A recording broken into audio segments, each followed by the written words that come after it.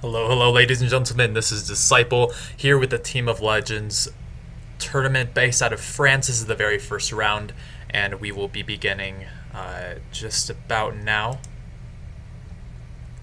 And here we have over on the left side, we have Team JoPo, and over on the right side, the purple team, Team Wifu.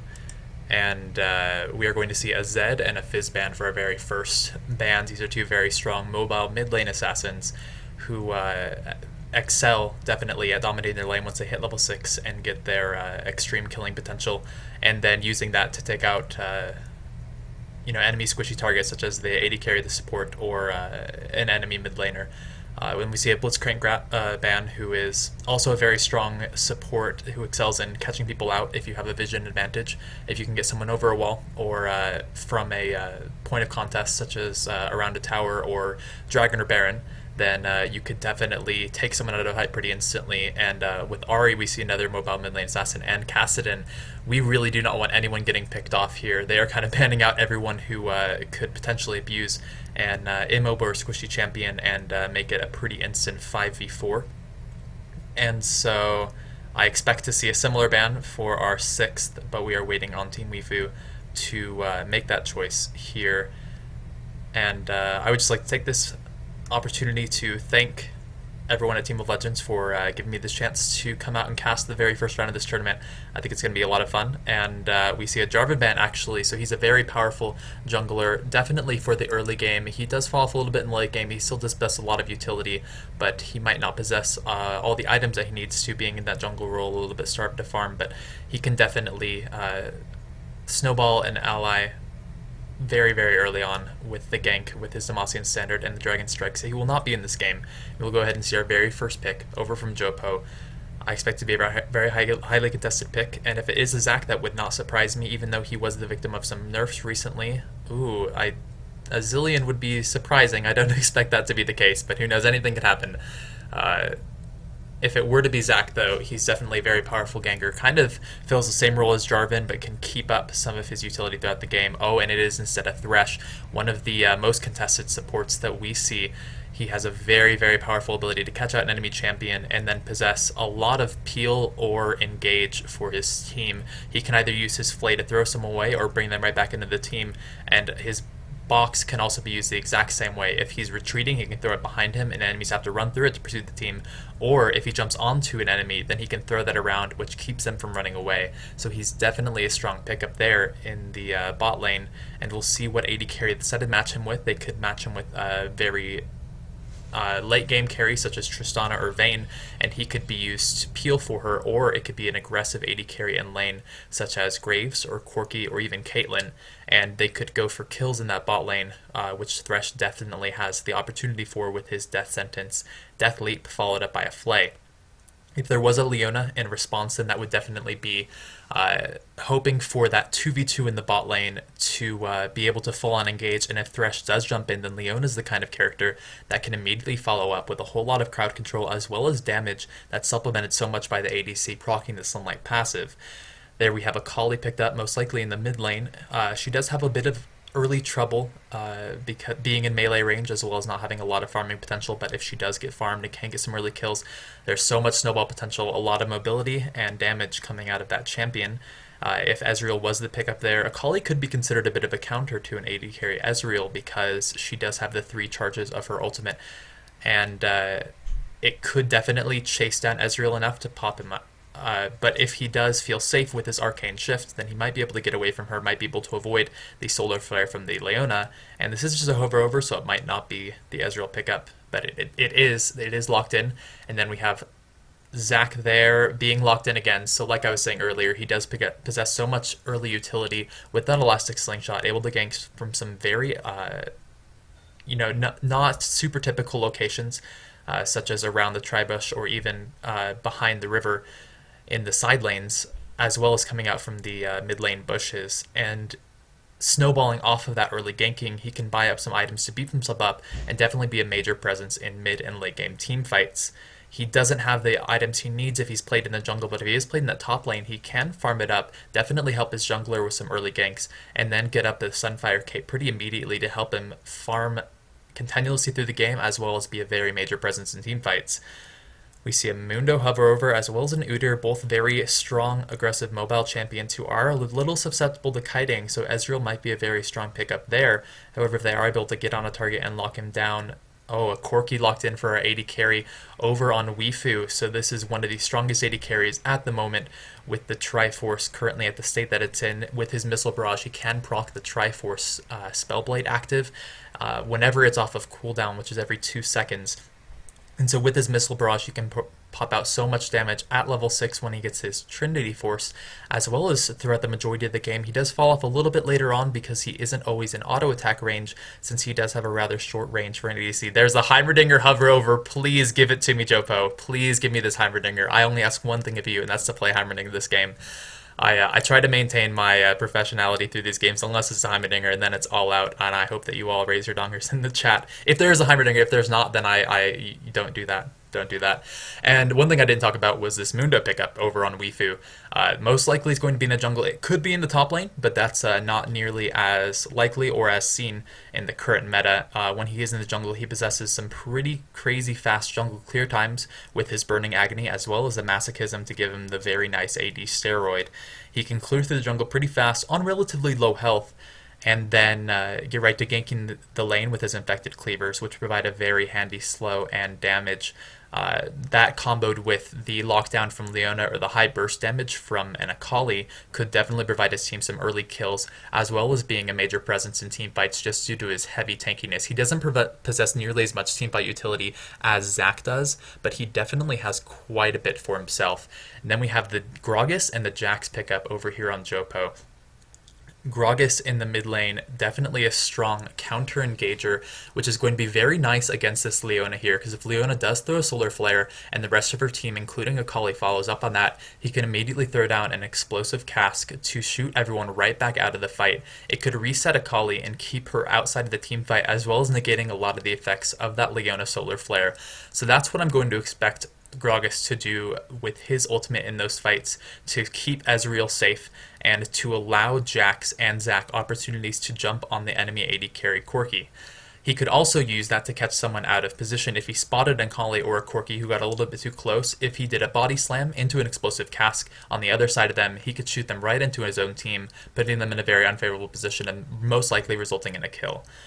So we have all the switch arounds.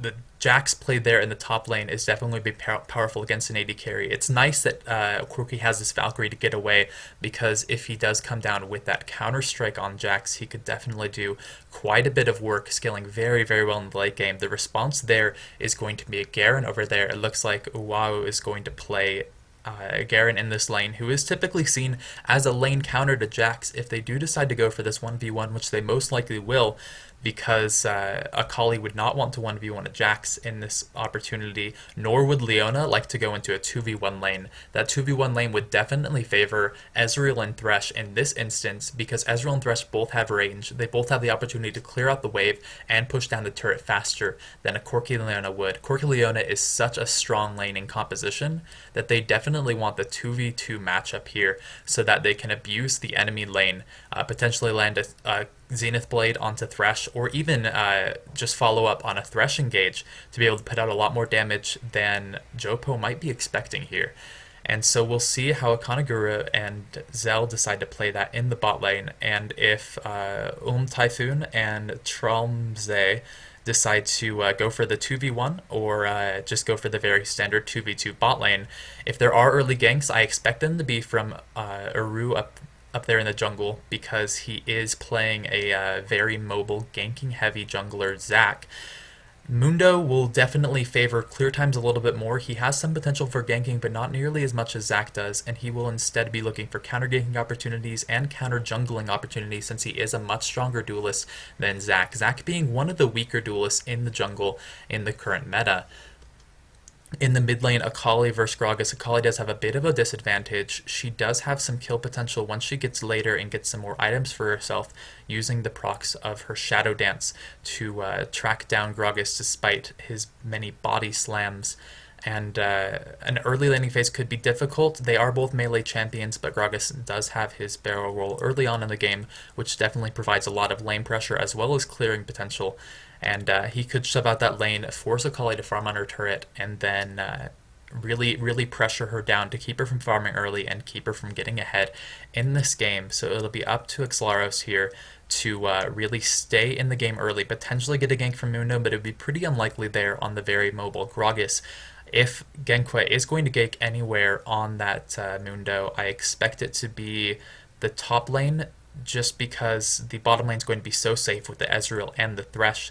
If he is able to get in there and combo with Leona, it could result in a kill. They would be relying on Leona almost entirely for their CC down there. But if they went up the top lane, if Garen was able to silence the Jax for a good enough time to allow a couple of infected cleavers to hit, then they might be able to run down this Jax a little bit faster than he can get away from that. And so I think on the blue team we'll have Zac started as red buff, go up to his blue buff, and then immediately look top for a gank to try and shut down Garen early and get Jax well ahead. He could also look towards the mid lane, since Akali is definitely weak on early, and after he gets that blue buff, hits his level 3, he could definitely be looking for a gank. I expect Mundo to be starting on the bottom side as well at his own blue buff, moving up to the red, and he could potentially go for a full clear here, stopping at the Wolves, the Rays, and the double golems to just get levels as fast as possible. He might want to run into the opposing jungle, do some counter jungling, and potentially duel Zac, because like I mentioned, he is a very powerful duelist, but it'll all fall down to how these players decide to play their champions, their lane matchups, and overall the game. So we're about to get into the load screen here for this very exciting matchup of JoPo versus Wifu.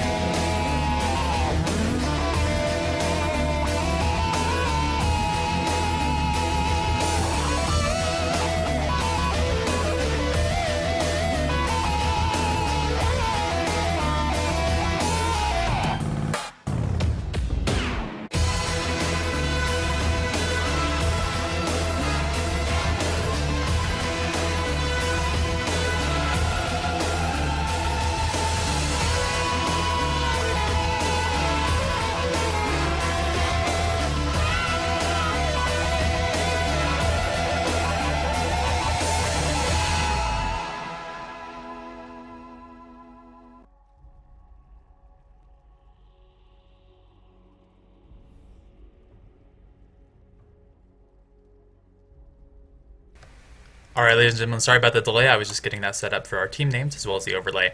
But we are here in game. We see that each team has run to their respective red buffs, actually, with our top and bot lanes running immediately to their lanes. That's not to miss any experience. So we are going to see very typical lane matchups here with our Jax and Garen meeting in the top lane, Gragas and Akali in the mid there. And then in the bot lane, we have Thresh and Ezreal against Leona and Corki. It is interesting to see this Mundo starting at the red buff here and then actually proceeding to the raid, so he will be looking for a bit of a full clear here. After he's done, he will have the potential to move towards the mid lane to potentially get an early gank for Akali, but he will not be in a position to counter gank this top lane. If we do have Zac decide to go for a top, it will be a full-on 2v1. Mundo will not be anywhere nearby, and we could definitely potentially see a first blood. Nope, actually Zac is going to just go down through the jungle, go for a full clear here, so we're not going to see any jungler action here for the first few levels. We have just basic last hitting and not a lot of harass going on quite yet. Corki not using his phosphorus bombs yet to harass the lane, and an excellent death sentence. Hits a minion, but puts this Leona and Corki in their place. They know what's up, they know what they're up against. And these junglers not wanting to go anywhere quite yet. Mundo finally moving towards his blue buff.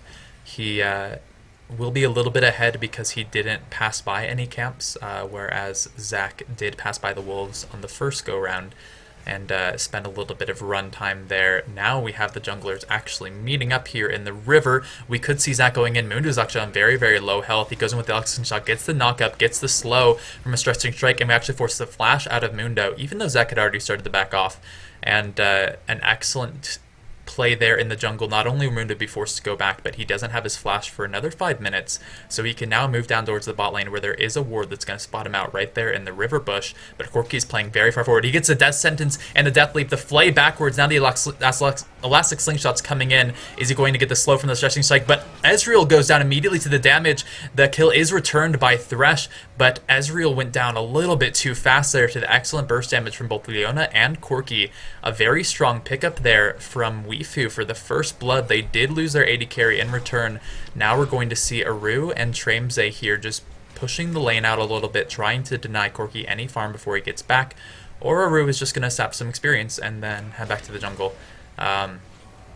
We haven't seen any other action come out elsewhere in the map. There is some harass here going on in the mid lane, which is what we expected from Batosai here with the Gragas, but there is the gank from Genqua. He body slams away. The Infected Cleaver misses, and he gets away for free. He is running rather low on mana, so he won't be able to harass forever. He did start out with a Doran's Ring, as well as some potions. He hasn't been forced to spend any potions yet, but he is going to have to either recall or find some other way to get his mana back here shortly. In the top lane, we have a gank from Mundo. He goes in with the Burning Agony, but the counter strike and the leap strike there from Jax are going to be a little more than enough to get him away from this gank. Genqua is going to stay there, but he's standing right on top of a ward, and Lubilul knows exactly what's going on here. If you just give me 1 second, I am going to go ahead and position these champions so you can see the exact matchups that we have here and better compare how each of these champions is doing in their respective roles. For those of you just tuning in, this is the Team of Legends tournament taking place in France, and this is the English cast for it. We wanted to bring you this exciting LCS-style matchup, and I'm very excited to see what these French teams have to offer us.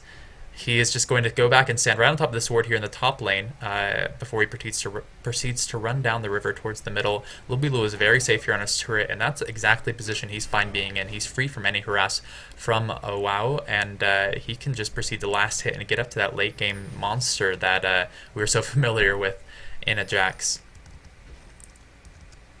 Genqua is going to continue to run through and clear his jungle. He is falling a little bit behind Zac after having to go back initially, and Zac might be moving in here towards the bot lane. There is a pink ward here, and they should have seen it being cleared out, but Zell is still playing pretty far back. Let's see if they can get the death sentence, and they decide not to go for it, instead ping back, and Aru is just going to retreat into his own jungle. We do have Genqua moving around towards the mid lane, actually, potentially going for a gank here on Batosai, who is out of mana. He might have enough. Oh, the slow goes down. There's not enough damage here, though. They're not going to go for the gank. And I thought there might be I thought there might be enough for a body slam, but apparently he did not have enough, but it wasn't needed there, as Xlaris is just going to clear out this wave. She's actually in a very good position here, going to be able to get the rest of his farm, get equal with Gragas, and then hopefully be able to roam and potentially get a kill in the bot lane, which I think where he'll be looking. Speaking of looking in the bot lane, looks like Genghua paid them a visit, but there was not any damage exchange except for a little bit onto Ulm Typhoon there on the Ezreal. Thresh just picking up some souls there with his Lantern. They're going to exchange some auto attacks. Actually, the Zenith Blade in from Ikanagura is not going to be followed up, and they are not quite brave enough to go in on this. The Gatling gun putting down some good harass damage, the Death Sentence and the Flay onto Ikanagura, actually harassing them pretty well, but there's no all-in from the Leona, which is definitely going to hurt her. As she runs away, she will take damage from both Thresh and Ezreal in this matchup. And a lot of farming here ever since that exciting first blood, and with Zac moving towards his red buff, he might look to make a gank here. We actually have Gragas running down the river. The ward is still there, but will it be enough? Is it far enough up the river to spot this Gragas roam? He's getting pretty close. Zac won't be here at the right time, though. And Gragas is running right on top of a ward now. He's been spotted. The Death Sentence misses, and he's just going to run right in and pay them a little bit of a hello. Oh, up in the top lane, we have a bit of a fight going on up there, as they're both falling rather low in health. Lobilu does not have a lot of mana left, and WoW does have that Execute, which has not been used yet in the Demacian Justice Ultimate. And so if he chooses to use that, it could definitely win him a 1v1 fight, and this is why Garen is chosen against a Jax. Not only does he have such a great 1v1, the Counter-Strike does not stop his spin, nor does a Jax on low health want to be around a Garen with a Demacian Justice ready to drive it right into the face. I'm most interested, I think, in our mid lane at this point, as Akali's falling a little bit behind in farm, but is doing pretty well against this Gragas. She will have a lot more kill potential come a little bit farther on, and at this point it's just Akali's job to survive, to maintain these levels, and to get last hits when she can. Actually decides to go in with the Shadow Dance and does a bit of damage onto Batosai. If they get a gank from Mundo here, they could potentially, if not kill Gragas, at least drive him out of lane. And I think that's what they're going to be looking for. They are going to give him this next blue buff coming out here. One interesting thing about this blue buff over here on Wifu is that it doesn't need to go to either Akali or Mundo. It could definitely help Akali with her energy cap, as well as helping Mundo with his clear times, but they could put it over on Corki as this game progresses, and it would definitely help him out with getting that Missile Barrage up more often and not running low on mana with the Phosphorus Bomb spam. And so I expect the second or third blues to be given over there. Oh, up in the top lane, we have Mundo going down on Lobilu. He's throwing out the Infected Cleavers for the slows, but the ward and the Leap Strike out should be enough to get him out of that. The slow is going to go down, but Batosai is here to defend him. They know he's there because the minion has wandered up here into the river. And with Zac just behind here, there shouldn't be a fight, but it looks like the three of these are going to group up and come around the blue buff. They don't have any vision here on Lobilu and Aru. They're going to go on to Lobilu. He's in a 1v3 right now. Can he jump out? He flashes out. He doesn't have a leap strike target, though. Can he jump to Batosai? Oh, but the explosive cat actually throws Akali towards him. Akali picks up the kill. Now Rue is chasing on to Genghua, but Genghua has his ult active. He has the movement speed as well as the health regeneration, and they're going to have to back off here. A very oddly played face check, as well as a little bit misplaced ultimate from Batosai did result in a kill for Xlaros there, and that's definitely not going to be... Well, oh, actually, the kill, excuse me, it went over to Genghua on the Mundo, so it was an assist for Akali. But definitely not what you want at an Akali at this point, when you have a very squishy Ezreal who is not going to be wanting any assassin jumping on him. They are doing a very good job of harassing down this bottom lane here. Zell is just forced to last hit on turret at this point after previously pushing up onto the enemy turret. If we look at the turret damage, there isn't much there at all on Wifu's, and not a lot there on JoPo's either. So mostly just exchanging of blows, and not a lot of actual control coming out from either of these. Zell is falling pretty low on health, as well as Trainze, but if they can get a kill here onto Zell and keep him from farming up, keep him from getting that Trinity Force for as long as possible, that would be excellent here for JoPo. Wifu has a bit of a mid-game teamfight oriented team with that Leona and with that assassin just to be able to initiate on and take out the AD carry immediately. Once they get into the late game, Akali and Garen will both fall off a little bit, as well as Corki eventually, with that range disadvantage falling off a bit. And so they should be looking to pressure objectives here as they get into some of their strongest stages, as Akali is beginning to get some items and levels.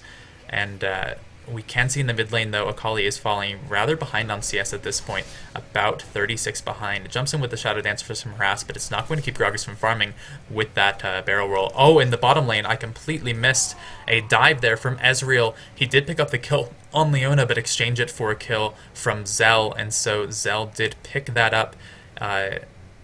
After an interesting turret dive, I'm not sure it was exactly worth it, because now Zell will be left in the lane to farm, and will be able to clear out that wave. He did get a blue buff onto him, and now he'll be able to... Oh, so it is the blue buff from his own side, so they did hand that over to Zell, which is what we were expecting, since the jungler mid laner don't need it. And there is action happening all over the map here, as Jax and... Aru go in here on the Garen, are able to take him down, and Jax here is in a very good spot after falling once to a very unfortunate face check in his own jungle. He will be getting a kill. He has rather decent farm for this point in the game, as well as being about a wave ahead of his opponent Garen here. Genko will be here to defend the turret, so they will not be taking it today. But if Genko chooses to chase onto here, I'm not sure that's the best idea. He can put a bit of harass onto them, though, and he actually did a very good job of bringing them both low enough to keep them from chasing onto this turret any farther. Xalaroth in the mid lane just fighting for any CS he can, but right now he's almost 40 behind this Gragas, who's doing an excellent job of going down there, clearing out the rays, and then coming right back up here into the lane. He has the highest farm in-game by quite a bit at this point, and he will be getting those items just a little bit faster than Xalaroth on Akali. A ward onto the dragon there, going to pink out the enemy's vision ward and run right back there to back up Zell on Corki here. Tremze and Ulm Typhoon doing their best to farm, and actually a lot of damage there coming out from Zell with the Phosphorus Bomb, the Missile Barrage, and auto attacks. And Ulm Typhoon definitely has to be wary of that Corki damage, because if he does decide to go in aggressively with the Valkyrie, he could definitely pick up an unexpected kill in this matchup, especially with the lockdown from a Kangura. And if we look at the farm here, it's rather even between the two AD carries. Zell is in a little bit of an advantageous position here, being able to zone Ulm Typhoon at this point, but he is able to farm a little bit with his Mystic Shot if he does land it, and I'm not sure he'll be able to pull too far ahead with this zone here, just because of Ezreal's extreme utility. In the top lane, Mundo going into the bush. It's not warded, but Lubulul is pushed a little bit too far to his turret, and I don't expect Genqua to be able to move in on this. He's instead going to recall in the bush, go back and buy. If we look at our jungler items, he's picked up a Giant Spell as well as a Kindle Gem, and so he is on his way to getting both the Warmog's Armor and a Spirit of the Ancient Golem. Over on Zac, he's already picked up a Spirit of the Ancient Golem, has a Chain Vest, most likely going to be for a... Oh wow, in the bot lane. Ezreal went down here to Leona, where Corki was picked up by Ezreal, and now Aru is here for the kill on a Kanagura. Or are they going to give it to Tremze? No, it goes over to Aru. So it's a 2-for-1 exchange here for JoPo.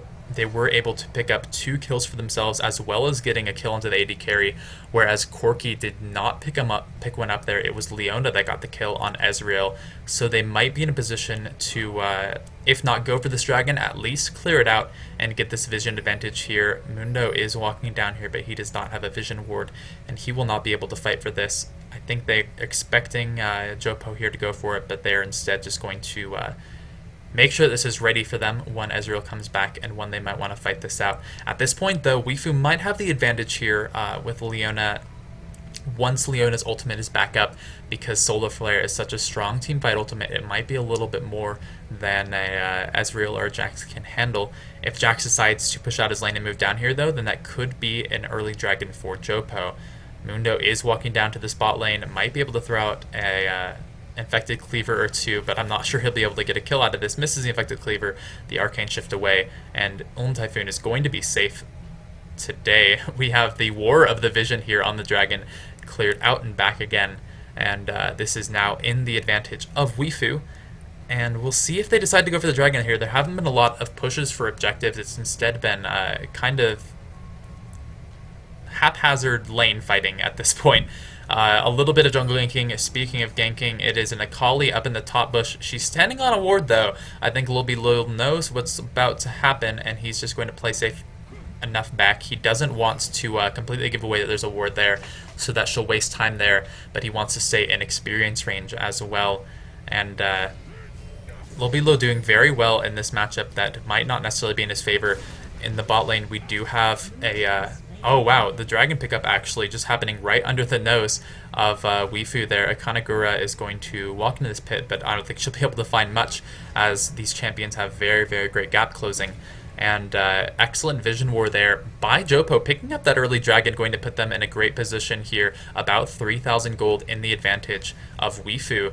And even with Wifu pushing up in the bot here, they shouldn't be able to get much damage on the turret with Aru here in the wings. And they're going to have to figure out something to do to push these objectives, because right now they might just be looking to get outscaled. We do have a Zac here. They see him there with the Tribush ward, and they're going to back off here. There will be no gank for Zac today. Gankwa in the mid lane hasn't been able to get off many successful ganks this game. He did have one very good jungle invade where they did pick up a kill on Jax, but other than that, he hasn't been able to see anything. The smite onto the little lizard just to show him what's up, show him that I can kill you with a click of a button, and he will not be living today. The smite did not go onto the blue golem, which is... that's weird. Corki's doing an excellent job of farming at this point. He has 146 CS here, 18 minutes into the game. Not exactly a flawless CS record, but definitely enough to get him this Triforce at a decent part in the game. Gragas is going to go for the steal. He gets it, throws in the explosive cask, and the Ezreal ultimate comes in just for the shame, but he got it with the barrel roll, and that is why you don't use your smite on the little lizard. An excellent blue steal there from Batosai.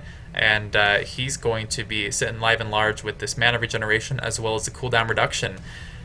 In the bot lane, we might see a fight going out as Akanagura stays in that bush. Will she go in with the Zenith Blade? She decides not to. And I want to see some fight in here as we get into the mid game. We have Xlaros going in on Batosai, who body slams away. That body slam has such a long range. I believe it's about 650, which is excessively longer than Flash, as well as other gap closers such as Ezreal's Arcane Shift, and it definitely allows him to get away from a lot of sticky situations. We have both these players just running past each other, saying hi, but Aru is going to go ahead and ward there. I'm not sure Xlaros has actually seen Aru. Maybe her attention is somewhere else. Xlaros is going to come in from behind, but they know Xlaros is here. The Elastic Slingshot actually overshoots it, and Xlaros is just going to be able to run out the back there. Very interesting vision war, but Batosai not going to go in there into the 1v2 as these three members now group up again. We saw this before, and last time it resulted in a death for Lobby Lul. And so he's not going to go back in there and face check a bush again. Instead, he's going to run back up top, get his experience, get his farm. He is up about 124 at this point. Pretty even with Garen, which in a Garen lane is definitely very good here for JoPo, because he will be scaling up a lot better than Garen will through this matchup. Garen getting a chain vest, most likely going for a Sunfire cape, as well as taking up that brutalizer. If he does get a black cleaver, then every spin will apply an armor shred to the entire enemy team, which is what he's going to be looking to do for his Corki to come in with the rest of the attack damage and clean it up. Corki has picked up his Trinity Force, and Ezreal's actually going for a blue build, which is very interesting. Not something we've seen since about early Season 3, and he is going to get those Iceborne Gauntlets as well as the Tear of the Goddess and the Ionian Boots of Lucidity. So he's going to be looking for the utility on these Qs. He's going to be relying on Jax mostly for the damage when they get into the late game, since he will be primarily their late game carry there. He is working up towards the Trinity Force. He has a Phage and a Sheen at this point. And once he gets a little bit more gold, he should get that Trinity Force, which will give him a lot of chasing potential against an enemy target such as Akali or Corki. In the bot lane, the eternal stalemate continues. The dragon is spawning in about 2 minutes, and right now the vision is over towards Wifu. But as we saw last time, it looked like JoPo could basically claim the vision whenever they wanted and go for the dragon. Ooh, the Arcane Shift out of there is going to keep him safe from Akanagura. And actually the Death Sentence in, a lot of damage onto Akanagura. The burn there from Ezreal's red buff doing major work onto Akanagura, and poking her down like that Kanagura isn't going to be able to engage this very soon, doesn't want to on such a low health bar, and Typhoon is just going to heal it right back up. I think that was a rather bit of a misplay from Kanagura getting hit by that Descendant. Oh, the Descendant goes on the Zell. Is he going to follow it up? He decides not to. Actually, the Solar Flare goes down, but it's Arcane shifted out by Typhoon. The Solar Flare hits nobody, but we do have Xlaros moving in here to the bot lane. If that Solar Flare was still up, this could definitely be a kill, but Aru is going to be here to fend off. Xlaros isn't going to see the engage. Now standing on top of a ward. Should not be able to go in on this. Neither team has any idea who has the vision and who can see what. But instead, Xlaros is just going to run right back up that river. In the top lane, some aggression from Garen, going with that silence, smack him on the head with a sword. But if he can't kill Lubby Lulu or keep him from farming, then Jax is going to become a bit of a monster here up in the top lane. That's definitely something that they have to be very afraid of. In the mid lane, Batosai just body slamming away. He can be so safe from Xlaros here. He has never been in danger of anything with Xlaros. He's going to keep up farming. He's at 219 CS, almost 23 minutes into the game. That is, oh wow. In the top lane, Jax has fought Garen in an ultimate fight to the death. Garen used everything. He used his Ghost, his Ignite, his Demacian Justice, but it was not enough for the Jax, who's getting very strong at this point with that Phage and that Sheen. And popping his Grandmaster's Might, he was able to duel the Garen in a 1v1, pick up the kill. He's now 2-1 with 153 CS. Picking up that Triforce, he's going to be very strong. Gragas as well. I just have to go back to that. 225 CS at this point is very impressive. He is about even with 10 a minute, which is doing a lot better than anyone else in the game. Corki is doing pretty well at 203, but he's still about 3 waves of CS behind Batosai here over on Team JoPo. And he should be getting very strong here. He has a needlessly large rod, and if I check, he's getting close to the money to turn that into Abaddon's Death Cap. They don't have the vision here. They decide to start up the dragon anyway, though. This could be a fight as Garen starts to move down here, but it is 5 versus 3 for the minute here, actually, as Mundo and Garen are a little bit late to the party. Jax is just pegging away at this dragon. He's going to be able to come very fast. The Descendants goes on the Corki. Will Zell be able to jump away? Oh, the damage comes through. The Arcane Barrage picking it up. And Leona falling very shortly after. Didn't even get a chance to use the Solar Flare. Mundo being followed up very, very quickly as well. And the Descendants missing onto Zlaros, actually being flashed away. Oh, the attack actually slows Zlaros. And this is going to be a kill for Batosai. This is right now a 4 for 0. Taking the blue, taking the dragon. And so much here for advantage of JoPo. That was definitely a very strong play from them, immediately blowing up the Corki before he could flash or even Valkyrie away. A very well played combination of the Explosive Cask and the Arcane Barrage, bursting him down in an instant. And then Leona was taken down pretty much without a second thought, didn't get the chance to throw out the Exhaust, didn't get the chance to throw out the Solar Flare. And a 4 for 0 fight, taking those objectives, going to be very strong. They didn't get a turret, actually. I lied. They also get a turret out of this. So this is going to bring their about 3,000 gold advantage all the way up to 9,000. And so they tripled their gold advantage. They brought themselves very far ahead. They have the late game here with Jax and with Gragas is actually going to do very well in the late game, particularly with the farm that he's getting at this point at 241 CS and getting that 2 kills, 2 assists, the dragon and the turret gold. He's going to be scary. He picks up the Abaddon's Death Cap as well as the Athene's Unholy Grail. Jax is going to come in here, face check the bush, jump onto a WoW, but Genqua is here. Will they be able to fight this out? Lubby Lu decides to throw the Grandmaster's Might and run his way out of this. He has the ward for the ward hop if he chooses to, but instead he can jump to a minion. He did get silenced, but it wore off in time, and he's going to be safe from the gank for today. The Infected Cleaver misses, and actually Xlaros is here. They might want to go for the turret dive. It's very risky, though, as Jax at this point is pretty strong under his turret, being able to throw that counter-strike for the dodge. He's instead going to run it out very quick at this point, can just leap strike to a minion, and Kai Xlaros around a little bit of unit collision on the creeps there, going to keep Xlaros from following it on. This is going to be a turret top for Wifu, which is definitely a strong pickup. Ooh, Lubby Lu goes right into the bush where Xlaros is waiting. There are 4 members of the blue team here, taking out Xlaros in an instant. The Arcane Barrage going to clear out a creep or 2, and a very good pickup. Xlaros is not very aware of the enemy team's vision, as Aru takes down an invisible blue buff. And that's definitely becoming a fault of Wifu here. They have wards, but they're not using them to their advantage, and they don't have them in necessarily the right places. And Akali didn't have any wards in that upper river behind her. Couldn't see anyone move up there, and Akanagura and oh no, sorry, not Akanagura. The Thresh and Ezreal, as well as the Zac here, were able to get in right behind her and kill her pretty instantaneously. Batosai definitely doing a very good job of shoving up this lane, taking down the turret, and then taking some farm for his work. He's about up to 300 CS. Oh, wow, the fight there in the bottom river, though. They are able to get a kill on Thresh immediately, but will they be able to follow up on Akanagura? The flash out. They should not be able to follow this up, but they did get the kill onto Zell, trading for a kill on the support. Not in favor of Wifu here. They can't keep giving up small engages like this. They have to be able to stay in it by keeping their AD carry alive, keeping their AP carry alive, and Akali being 0-2, Corki being 3-4 is not what they're looking for. The only champion that's even on his score is going to be Mundo here, but at 1-1 with Warmog's armor, he shouldn't be able to really carry with that or even put out a lot of damage.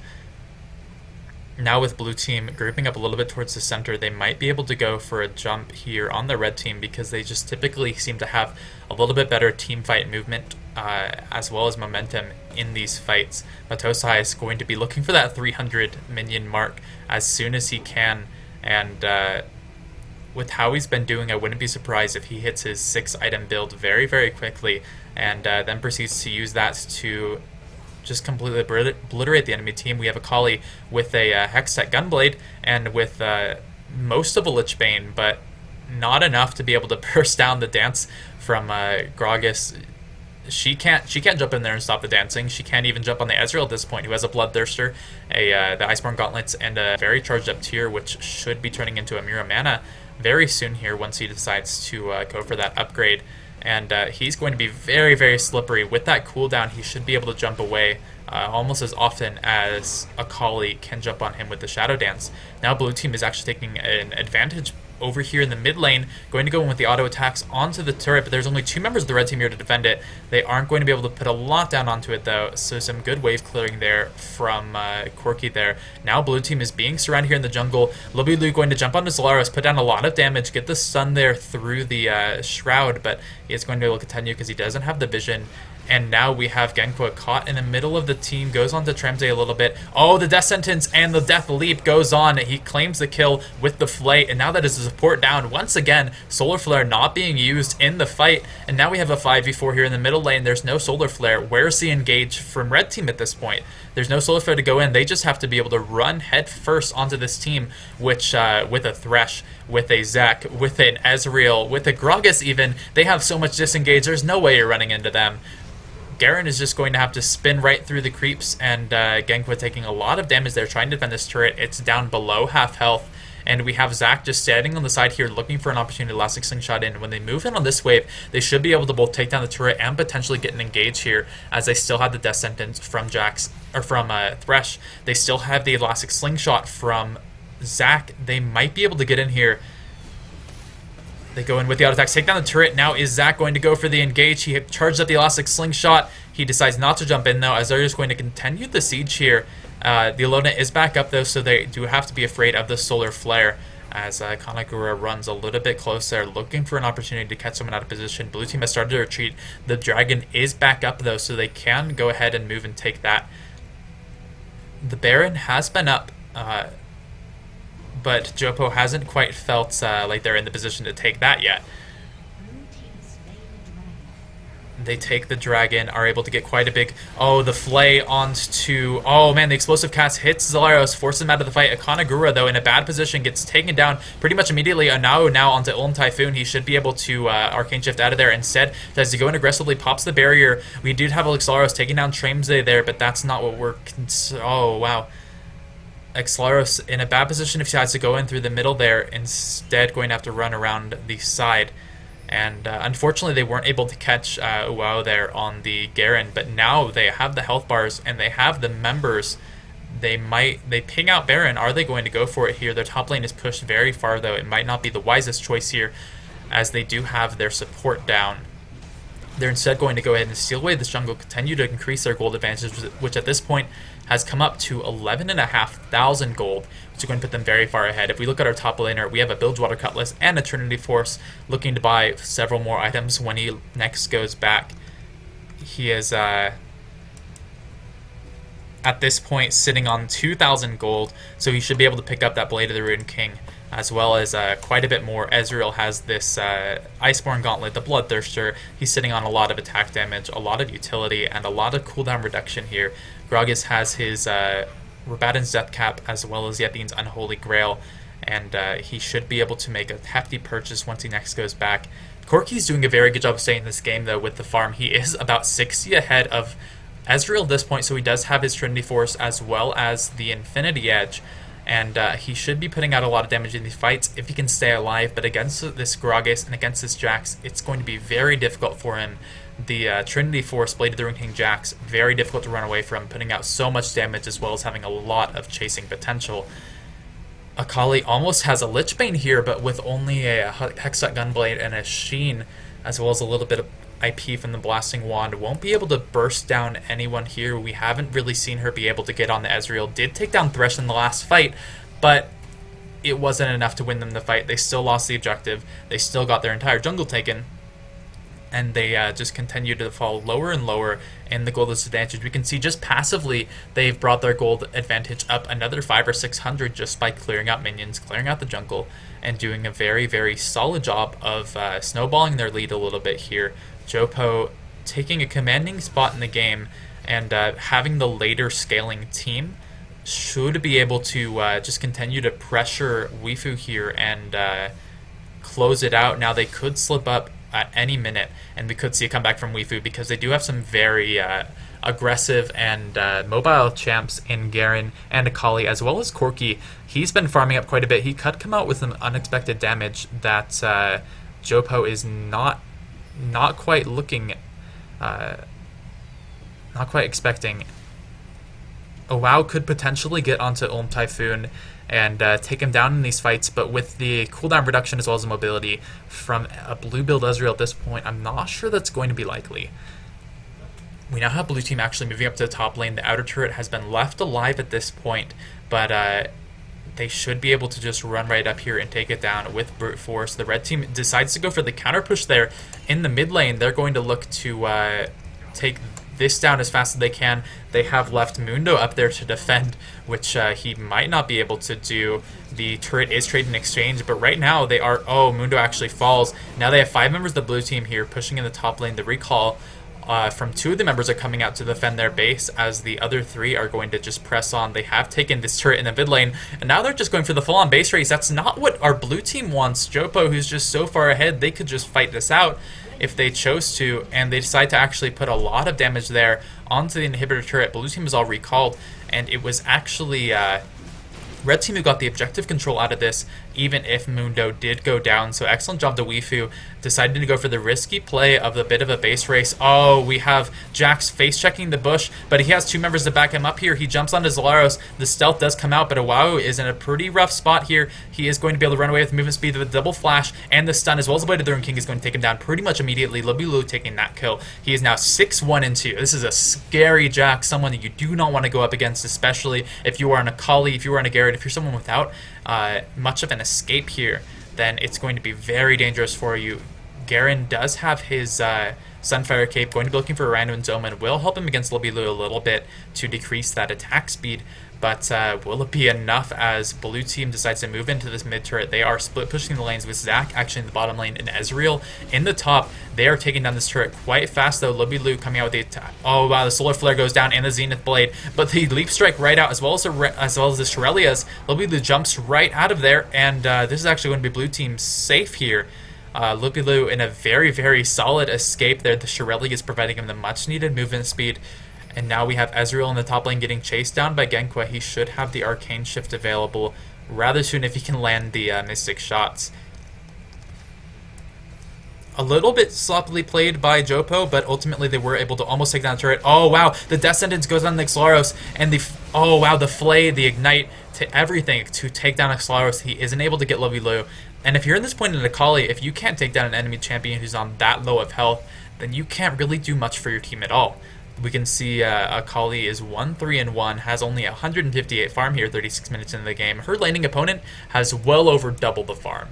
Gragas is sitting up here at 359. He has almost a full build. He has one item slot left that right now is sitting with a potion, but he has his Void Staff. He has his Athene's, even Azanya's at this point, going to keep him so safe from any damage Corki's going to throw out. Corki now has a Bloodthirster most likely, or a BF Sword most likely going into a Bloodthirster. And he's just kind of the only damage for his team right now, since Akali just isn't in a good enough position to be able to burst anyone down. Isn't really able to duel anyone, since Gragas is going to outdamage her, Ezreal's going to outkite her, and Jax is going to just completely obliterate her. Even on our supports, we have an entire Shirelia's up on Thresh. We have the same Aegis of the Legion as well as the Mercury Treads and the Ruby Sightstone.